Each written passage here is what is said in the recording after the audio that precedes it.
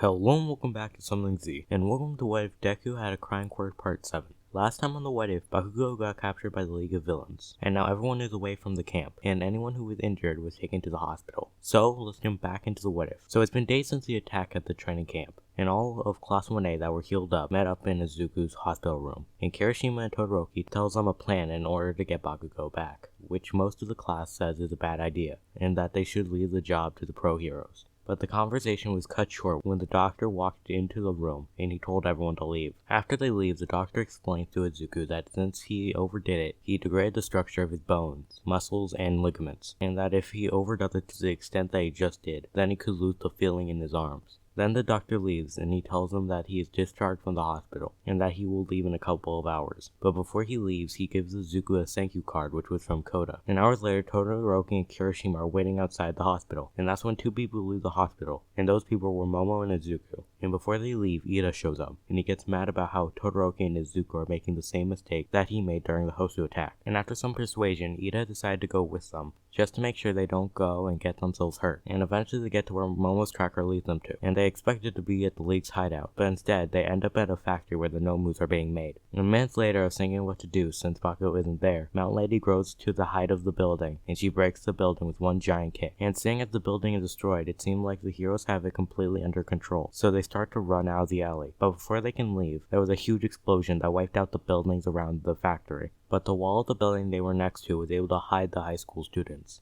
And they heard a man speak, and for some reason it struck them with an intense fear, to the point where they couldn't move an inch. And that person was All For One. And seconds later, they heard the sounds of multiple people land on the ground, and Izuku was about to rush over and help, but Ida held him back and told him that he will not allow it. But that second that Izuku saw from behind the wall, he was able to see the situation that they are currently in. And another couple minutes later, All Might appears out of nowhere, and he starts to fight the person that froze them in place in fear. And saying after some time that All Might is holding back because of Bakugo, they come up with a plan, and they put it into motion. The plan was Izuku, Kirishima, and Ida would grab onto each other and break through the wall as quick as possible, while using Kirishima's hardening to break through, and Todoroki would make an ice ramp for them to launch themselves high enough into the air, where no villains can reach them. All For One tried to attack them the second he saw them, but All Might was able to attack him, thus distracting him. And when they were above Bakugo, Kirishima shouted at Bakugo to grab his hand, and after a couple of seconds, Bakugo launched a powerful explosion, which after a couple of seconds he was able to grab Kirishima's hand. And that's when the villain Magna noticed them flying in the air, so he tried to launch Mr. Compress at them, using his quirk magnetism. But while Compress was being launched, Mountain Lady grew in size, and she knocked him out of trajectory, and before Magna could try again, he gets knocked out by Gran Torino. So they were able to save Bakugo, and when they landed, they were far from the fight between All Might and All For One. And all the things that happened during the fight happened,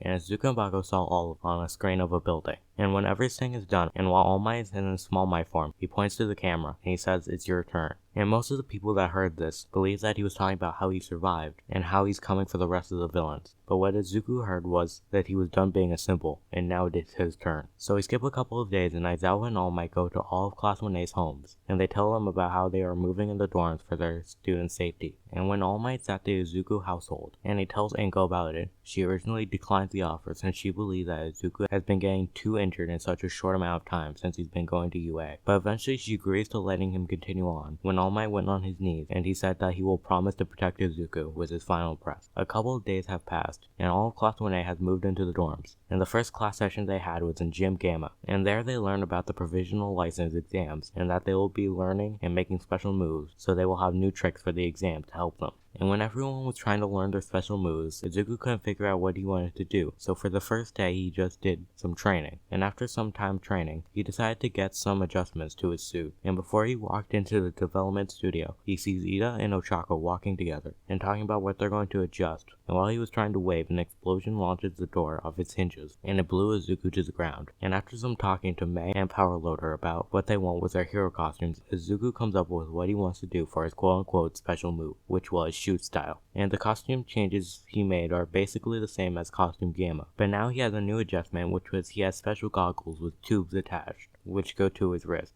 And the tubes are under his outfit, and they are durable and they stretch so Izuku can still move freely. And on his wrists are nozzles, which when he presses the buttons on the bottom of his palms, it shoots any stored tears he has. So now he can use his tears as projectiles, as long as he has tears stored up, and he can either wear the goggles with or without the mask. So we skip to the day of the exams, and when they get there, they meet Miss Jook's class and Shiketsu High. And when they get to the test building, they are told the rules of the first phase of the exams, when they believe that everyone is present. And after the rules are explained, they are given targets and given multiple red balls. And when they get those items, the walls of the room they are currently standing in unfold, and they find themselves in a huge arena. And they are given a couple of minutes to split up before the test begins. And Izuku tells everyone that they should stick together so they don't get picked off one by one. But Bakugo, Kirishima, and Denki go away from the group, and Todoroki does the same thing. And when the test started, the crushing of UA began. But the class was able to hold their own against everyone, and they were able to dodge or defend themselves against the balls. And after a couple of minutes, it was obvious that they would be able to win if they were together. So Yo Shindo uses his quirk to create tremors which split up the class. And when Izuku got back up, he was somewhere new,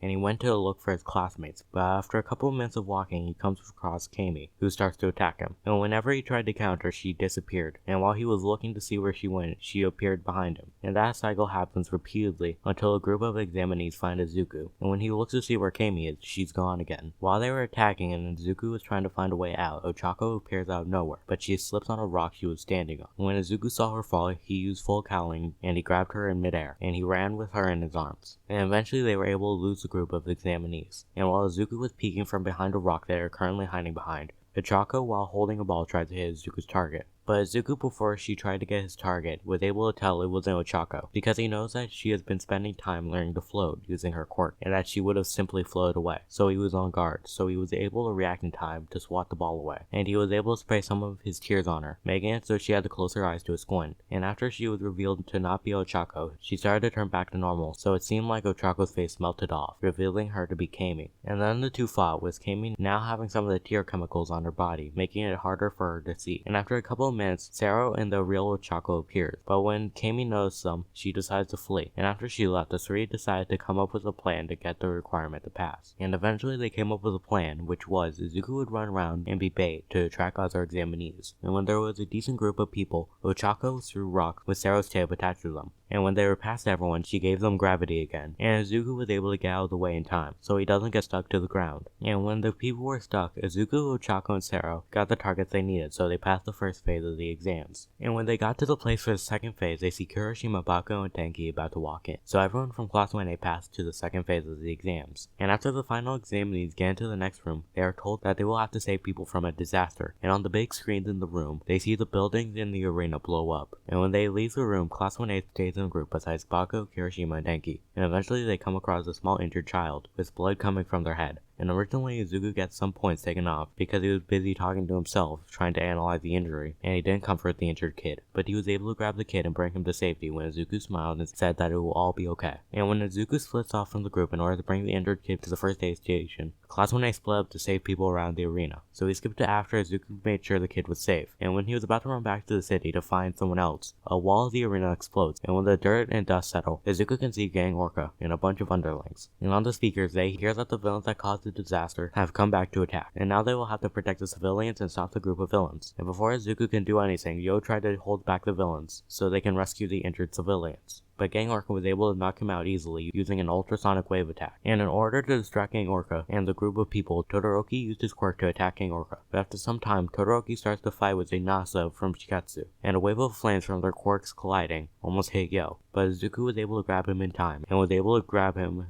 and bring him a good distance away. And after some time, Todoroki and Anasa decide to finally work together, and they trap Orca inside a spiral of flames. But Orca was able to protect himself by putting water on himself, making so the flames don't dry him out. And that's when Izuku uses full howling and goes to kick Gang Orca, but it gets blocked by his arm. And that's when the test ended, because the final civilian got saved. And that's where I'm going to leave the what if. I hope you enjoyed it, and I hope to see you next time on Something Z.